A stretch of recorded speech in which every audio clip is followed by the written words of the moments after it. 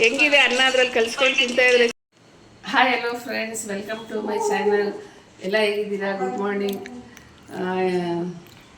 ಇವತ್ತೊಂದು ಚಟ್ನಿ, ಈರುಳ್ಳಿ ಚಟ್ನಿ ಮಾಡಿ ತೋರಿಸೋಣ ಅಂತ ಅಂದ್ಕೊಂಡಿದ್ದೀನಿ ಫ್ರೆಂಡ್ಸ್. ಆ ಈರುಳ್ಳಿ ಚಟ್ನಿ 2 ತಿಂಗಳು ಇಬ್ಬರು ಇಟ್ಕೋಬೋದು. ನೀರೇ ಸೋಗಿಸ್ತೀರಾ ಮಾಡ್ಕೋಬೇಕು. ಅದನ್ನು ನೀರು ಸೋಗಿಸ್ತಾ ಇದ್ದರೆ ಒಂದು 2 ತಿಂಗಳು ಆರಾಮಾಗಿ ಒಂದು ಕಂಟೈನರ್ ತುಂಬಿ ಇಟ್ಕೋಬೋದು. ಸೊ ಇವಾಗ ಈರುಳ್ಳಿ ಚಟ್ನಿ ಮಾಡೋದು ಹೆಂಗೆ ಅಂತ ತೋರಿಸ್ತೀನಿ, ಬನ್ನಿ ಫ್ರೆಂಡ್ಸ್.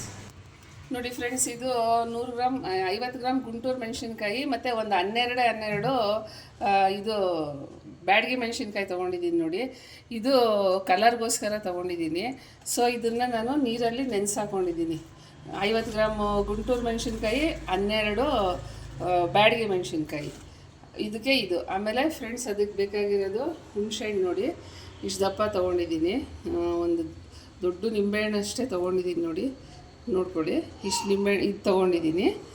ಸೊ ಒಗ್ಗರಣೆಗೆ ನನಗೆ ಇಲ್ಲಿ ಒಂದಷ್ಟು ಬೆಳ್ಳುಳ್ಳಿ ತೊಗೊಂಡಿದ್ದೀನಿ. ಇದು 2.5 ಗೆಡ್ಡೆ ಬೆಳ್ಳುಳ್ಳಿ ಇದು. ಆಮೇಲೆ ದೊಡ್ಡ ಸೈಜ್ ಈರುಳ್ಳಿ 4 ತೊಗೊಂಡಿದ್ದೀನಿ ಇಲ್ಲಿ. ಮತ್ತು ಇಲ್ಲಿ ಒಣಮೆಣ್ಸಿನ್ಕಾಯಿ ತೊಗೊಂಡಿದ್ದೀನಿ. ಮತ್ತು ಒಂದು ಸ್ವಲ್ಪ ಬೆಲ್ಲ ತೊಗೊಂಡಿದ್ದೀನಿ. ಆಮೇಲೆ ಸ್ವಲ್ಪ ಕರಿಬೇವು ಬೇಕು ಫ್ರೆಂಡ್ಸ್. ಅದಕ್ಕೆ ನೋಡಿ ಫ್ರೆಂಡ್ಸ್, ಕರಿಬೇವು ಸ್ವಲ್ಪ ತೊಗೊಂಡಿದ್ದೀನಿ. ಮತ್ತು ಒಂದು ಸ್ವಲ್ಪ ಬೆಲ್ಲ, ಒಂದು ಚಿಕ್ಕ ನಿಂಬೆಹಣ್ಣಷ್ಟು. ನಿಮಗೆ ಸಿಹಿ ಕಮ್ಮಿ ಬೇಕು ಅಂದರೆ ಇನ್ನೂ ಕಮ್ಮಿ ತೊಗೊಳ್ಳಿ. ಬಟ್ ಸ್ವಲ್ಪ ಸಿಹಿ ಇದ್ದರೆ ಒಂಥರ ಹುಳಿ ಖಾರ ಚೆನ್ನಾಗಿರುತ್ತೆ. ಸೊ ಈಗ ಗೊತ್ತಾಯ್ತಲ್ಲ ಫ್ರೆಂಡ್ಸ್. ಇವಾಗ ನಾನು ಏನು ಮಾಡಬೇಕಂದ್ರೆ, ಮಿಕ್ಸಿ ಜಾರ್ಗೆ ಈ ನೆನೆಸ್ಕೊಂಡಿದ್ದೀನಲ್ಲ ಮೆಣಸಿನ್ಕಾಯಿ, ಈ ಮೆಣಸಿನ್ಕಾಯಿನ ರುಬ್ಕೋಬೇಕು ಫ್ರೆಂಡ್ಸ್. ಮಿಕ್ಸಿ ಜಾರ್ಗೆ ಹಾಕ್ಕೊಂಡು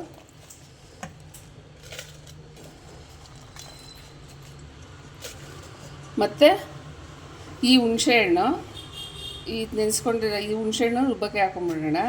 ಆಮೇಲೆ ಒಂದು ಸ್ವಲ್ಪ ಉಪ್ಪು ಇದಕ್ಕೆ ಹಾಕೊಳ್ಳೋಣ, ಸ್ವಲ್ಪ ಹಾಕೊಳ್ಳೋಣ ಫ್ರೆಂಡ್ಸ್. ಆಮೇಲೆ ಬೇಕಾದರೆ ಅಲ್ಲಿ ನೋಡಿ ಹಾಕೊಳ್ಳೋಣ. ಉಪ್ಪು ಕೊಡಮ್ಮ. ಆಮೇಲೆ ಸ್ವಲ್ಪ ಉಪ್ಪು ಹಾಕೊಳ್ಳೋಣ ಫ್ರೆಂಡ್ಸ್ ಇದಕ್ಕೇ. ಆಮೇಲೆ ನೋಡಿ ಕಮ್ಮಿ ಇತ್ತು ಅಂದರೆ ಸರಿ ಮಾಡ್ಕೊಳ್ಳೋಣ. ಸೊ ಈಗ ಇದನ್ನು ಫಸ್ಟು ರುಬ್ಕೊಳ್ಳೋಣ.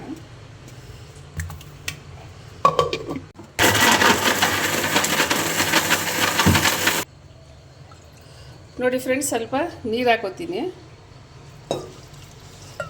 ಈ ಬೀಜ ಎಲ್ಲ ತೆಗೆದುಬಿಟ್ಟು ಬೇಕಾದ್ರೆ ಮಾಡ್ಕೋಬೋದು ಫ್ರೆಂಡ್ಸ್. ಯಾಕಂದರೆ ಬೀಜ ಇದ್ದರೆ ಸ್ವಲ್ಪ ನುಣ್ಣಗಾಗೋದು ಇದಾಗುತ್ತೆ. ಬೀಜ ತೆಕ್ಕೊಂಡು ಮಾಡ್ಬೋದು, ಬಟ್ ಬೀಜ ತೆಗೆದುಬಿಟ್ರೆ ನಮಗೆ ಖಾರ ಸಿಗೋಲ್ಲ, ಅದಕ್ಕೋಸ್ಕರ ಫ್ರೆಂಡ್ಸ್. ಇವಾಗ ಇದು ಒಗ್ಗರಣೆ ಮಾಡ್ಕೊತೀನಿ.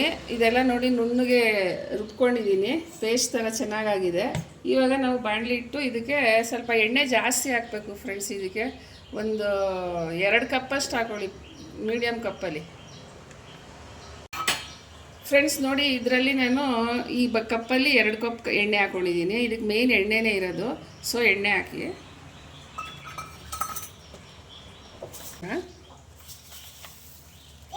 ನೋಡಿ ಸಾಸಿವೆ ಹಾಕಿದ್ದೀನಿ.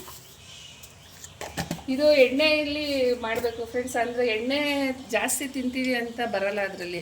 ಏನಕ್ಕೆ ಅಂದರೆ ಇದು ಸ್ವಲ್ಪ ಪದಾರ್ಥ ಅಲ್ಲ, ತಿನ್ನೋಂಥ ಪದಾರ್ಥ.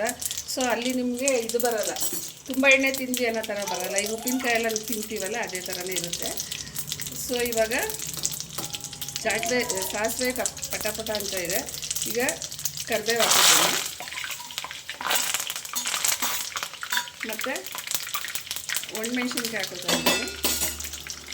ಆಮೇಲೆ ಸ್ವಲ್ಪ ಇಂಗು ಹಾಕೋತಾ ಇದ್ದೀನಿ. ನೋಡಿ ಫ್ರೆಂಡ್ಸ್, ಇಷ್ಟು ಇಂಗು ಹಾಕೋತೀನಿ.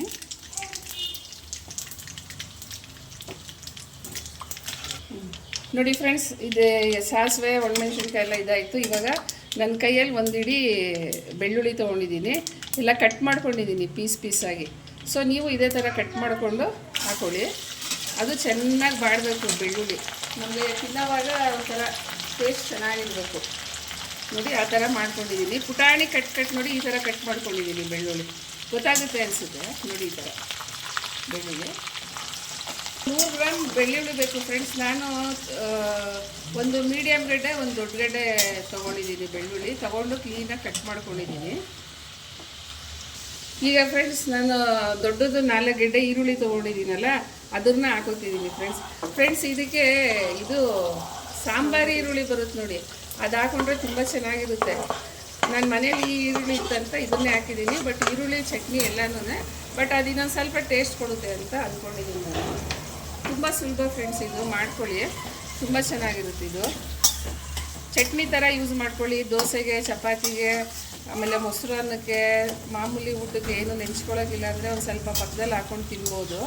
ಸೊ ಇದನ್ನು ನಾನು ಈಗ ಈರುಳ್ಳಿನ ಚೆನ್ನಾಗಿ ಬಾಡಿಸ್ಕೋಬೇಕು ಫ್ರೆಂಡ್ಸ್. ಚೆನ್ನಾಗಿ ಬಾಡಿಸ್ಕೊತಾ ಇದ್ದೀನಿ ನೋಡಿ ಫ್ರೆಂಡ್ಸ್. ಈರುಳ್ಳಿ ಈ ಥರ ಚೆನ್ನಾಗೇ ಬಾಡಬೇಕು, ಇನ್ನೂ ಸ್ವಲ್ಪ ಬಾಡಬೇಕು. ಏನಕ್ಕೆ ಅಂದರೆ ಆ ಈರುಳ್ಳಿಲಿರೋ ರಸ ಎಲ್ಲ ಫುಲ್ಲು ಇದಾಗಿಬಿಡ್ಬೇಕು. ಆವಾಗ ನಮಗೆ ಚಟ್ನಿ ಇಟ್ಟರೂ ಕೆಡಲ್ಲ.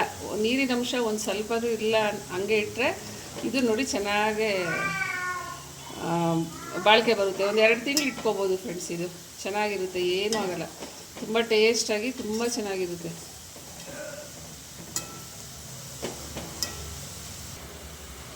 ನೋಡಿ ಫ್ರೆಂಡ್ಸ್, ಈಗ ನೋಡಿ ಇದು ಮೆಣಸಿನ್ಕಾಯಿ ರುಬ್ಕೊಂಡಿದ್ದೀವಲ್ಲ, ಇದನ್ನೆಲ್ಲ ಇದಕ್ಕೆ ಹಾಕೊಂಡ್ಬಿಡೋದು.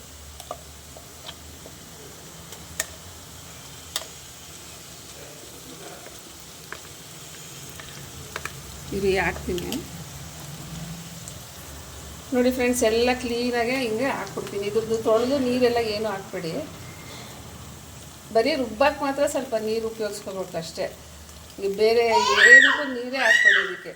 ಈಗ ಇದನ್ನು ಚೆನ್ನಾಗಿ ಇದರಲ್ಲಿ ಬಾಡಿಸೋಣ ನೋಡಿ ಫ್ರೆಂಡ್ಸ್. ಈಗ ಇದನ್ನು ಚೆನ್ನಾಗಿ ಇದರಲ್ಲಿ ಮಿಕ್ಸ್ ಮಾಡ್ಕೊಳ್ಳೋಣ ಚಟ್ನಿನ.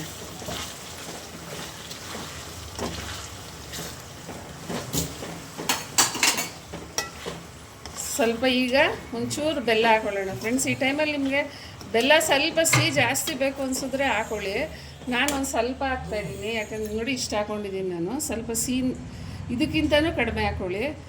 ಇದು ಸ್ವಲ್ಪ ಸಿಹಿ ಹುಳಿ ಖಾರ ಇರುತ್ತೆ, ಚೆನ್ನಾಗಿರುತ್ತೆ. ನಾನು ಇಷ್ಟೇ ಹಾಕ್ಕೊಂಡಿದ್ದೀನಿ. ಇಷ್ಟೇ ಸಾಕು ಅನಿಸುತ್ತೆ ಫ್ರೆಂಡ್ಸ್. ತುಂಬ ಹಾಕೊಂಡು ಬರೀ ಸಿಹಿ ತಿನ್ನೋಕ್ಕೂ ಆಗೋಲ್ಲ. ಬಟ್ ಅದು ನಿಮ್ಮ ಟೇಸ್ಟ್ ಮೇಲೆ ಡಿಫರ್ ಆಗುತ್ತೆ. ಸೊ ನೋಡಿ, ಇದು ಇವಾಗ ಚೆನ್ನಾಗಿ ಖಾರದಲ್ಲಿ ಸ್ವಲ್ಪ ನೀರೆಲ್ಲ ಹಾಕ್ಕೊಂಡು ಮಾಡಿದ್ದೀವಲ್ಲ, ಇದನ್ನು ಇವಾಗ ಚೆನ್ನಾಗಿ ಸ್ವಲ್ಪ ಈ ಎಣ್ಣೆಲೇ ಬೇಯಿಸ್ಕೊಳ್ಳೋಣ. ಈ ಟೈಮಲ್ಲಿ ಉಪ್ಪು ಸಾಕಾಗಿಲ್ಲ ಅಂದರೆ ಒಂದು ಸ್ವಲ್ಪ ಉಪ್ಪು ಹಾಕ್ಕೊಳ್ಳಿ, ಟೇಸ್ಟ್ ನೋಡಿಬಿಟ್ಟು.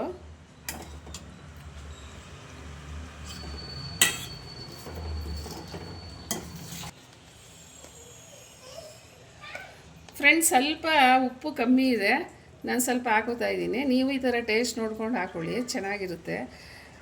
ಮೆಣಸಿನ್ಕಾಯಲ್ಲಿ ನಿಮಗೆ ಬೀಜ ಬೇಡ ಅಂದರೆ ತೆಕ್ಕೋಬೋದು, ಬಟ್ ಬೀಜ ತೆಗೆದ್ರೆ ಇದಿರಲ್ಲ, ಖಾರ ಕಮ್ಮಿ ಆಗಿಬಿಡುತ್ತೆ.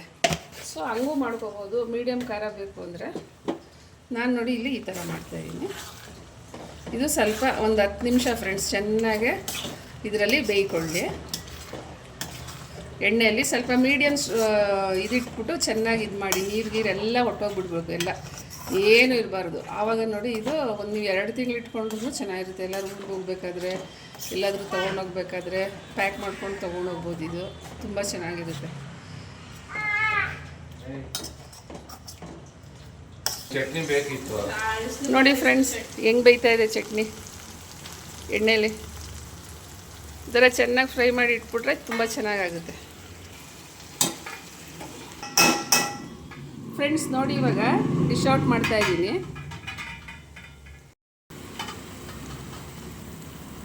ಸ್ವಲ್ಪ ಆರಿದ್ಮೇಲೆ ಫ್ರೆಂಡ್ಸ್ ಎಣ್ಣೆ ಎಲ್ಲ ಸ್ವಲ್ಪ ಎಳ್ದಂಗೆ ಆಗಿರುತ್ತೆ.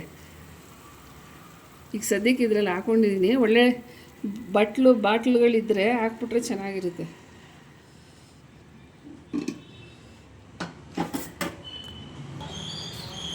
ಫ್ರೆಂಡ್ಸ್ ನೋಡಿ, ಡಿಶ್ ಔಟ್ ಮಾಡಿದ್ದೀನಿ. ಇದು ಎಣ್ಣೆ ಇನ್ನೊಂದು ಸ್ವಲ್ಪ ಎಲ್ಲ ಕ್ಲೀನಾಗಿ ಎಳ್ಕೊಳ್ಳುತ್ತೆ. ನೀವು ಒಂದು ಟೈಟಾಗಿರೋ ಕ್ಯಾಪ್ ಇರೋ, ಅಂದರೆ ಒಂದು ಟೈಟಾಗಿ ಕ್ಯಾಪ್ ಇರೋ ಒಂದು ಬಾಟ್ಲು ಕಂಟೈನರ್ ಯಾವುದ್ರಲ್ಲಾದರೂ ಸ್ಟೋರ್ ಮಾಡಿ ಇಟ್ಕೋಬೋದು. ಇದನ್ನು ನೀವು ತುಂಬ ಆಯಿತು, ನೀವು ಎಲ್ಲ ನೋಡ್ಕೊಂಡ್ರಿ ಅನಿಸುತ್ತೆ. ಟ್ರೈ ಮಾಡಿ ನೋಡಿ, ತುಂಬ ಚೆನ್ನಾಗಿರುತ್ತೆ. ಇದು ಒಂದು 2 ತಿಂಗಳು ಸ್ಟೋರ್ ಮಾಡಿ ಇಟ್ಕೋಬೋದು. ನೀರು ಸೋಗಿಸ್ಬೇಡಿ, ನೀರು ಸೋಗಿಸಿದ್ರೆ ಹಾಳಾಗುತ್ತೆ. ಸೊ ಇದು ಎಲ್ಲದಕ್ಕೂ ಇಡ್ಲಿಗೆ, ದೋಸೆಗೆ, ಚಪಾತಿಗೆ ಮತ್ತು ಊಟ ತಿನ್ನುವಾಗ ಏನಾದರೂ ಸೈಡ್ ಇಲ್ಲ ಅಂದಾಗ ಇದನ್ನು ಹಾಕ್ಕೊಂಡು ತಿನ್ಬೋದು. ಸೊ ಇದನ್ನು ಮಾಡ್ಕೋಬೋದು ಅಂತ ಕೇಳ್ತಾ ಇದ್ದೀನಿ. ಎಲ್ಲರೂ ಇಷ್ಟ ಆಗಿದ್ರೆ ಇದು ಲೈಕ್ ಮಾಡಿ, ಶೇರ್ ಮಾಡಿ, ಕಮೆಂಟ್ ಮಾಡಿ, ಸಬ್ಸ್ಕ್ರೈಬ್ ಮಾಡಿ, ಬೆಲ್ ಐಕಾನ್ ಪ್ರೆಸ್ ಮಾಡಿ. ಸೊ ನಾನು ಮಾಡೋಂಥ ಎಲ್ಲ ನೋಟಿಫಿಕೇಷನ್ ನಿಮಗೆ ಸಿಗುತ್ತೆ. ಸೊ ನೋಡಿ ಫ್ರೆಂಡ್ಸ್,